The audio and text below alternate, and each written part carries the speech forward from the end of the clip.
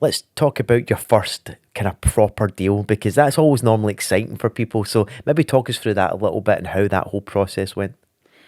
Yeah, so the first deal that I did, I think I was a couple of months out of Protege and I got my first deal. And again, it was just everything that you taught. I just followed that process, followed, how to source a property, how to go about that. And a lot of it came down to the kind of negotiation side of things. And we got that deal for just under 100,000. We actually converted it from a one bed. The whole layout of the place was so bizarre. Like the kitchen came off the guy's bedroom and like it needed completely kind of restructured. So we spent a bit of money on that.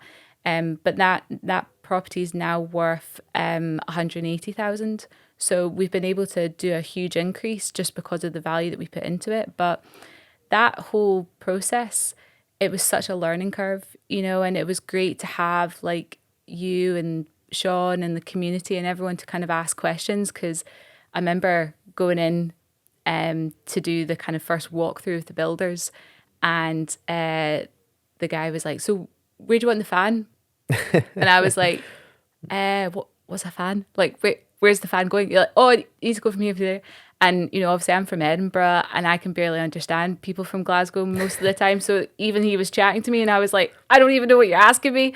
But, got through that, got the property renovated. And I think the confidence that I got from doing that first project and then refinancing it and just getting the funds land back in my account again. And I was just like, wow, that's worked, and it just gave me that confidence and we've just gone on from there. And, I checked the last night when I was looking through it, like our property portfolio now is just under 1 million, and to be able to build that and also have good cash flow on each of those properties. So the one that we're doing at the moment is just finished a renovation.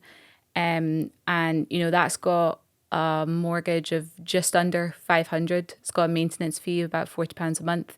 We've also got a good letting agent, and thanks to your kind of everything you taught me at Protege, we've been able to negotiate that down to 9%. So that's good. But that property is making £1,500 a month. Do you know what I mean? So there's great profit, and each of our properties are very similar, and they're all making good profit within that. So that again is just going into a pot that then we can do more stuff with as well. Yeah. And just to put things into perspective, and this is where anyone who's either watching or listening should be empowered by this. So you mentioned your portfolio is just under £1 million, but for a second, let's just round it up to £1 million, just for simple maths here, for Hmm. people to comprehend the power of property. Yeah. Because I think the goal for most people is to replace their income with revenue coming in from. I hate using the word passive income. That's why I'm being hesitant with that word because nothing is ever passive, but you have income coming in Yeah. from your property portfolio and you're not having to work for that. And what I love about this, you use one pot of cash to build that portfolio. And in return, because the way that buy to lets work, you're always leaving 25% equity in when you refinance. Hmm. So that means right now, where you're at in your journey, you have at least £250,000 of equity. Now, if you decided to go and sell all those properties, you would have £250,000 in your bank if they all sold at market value. And there's no reason why, because the standard of finish you've done, that they can't sell for more than that. Yeah.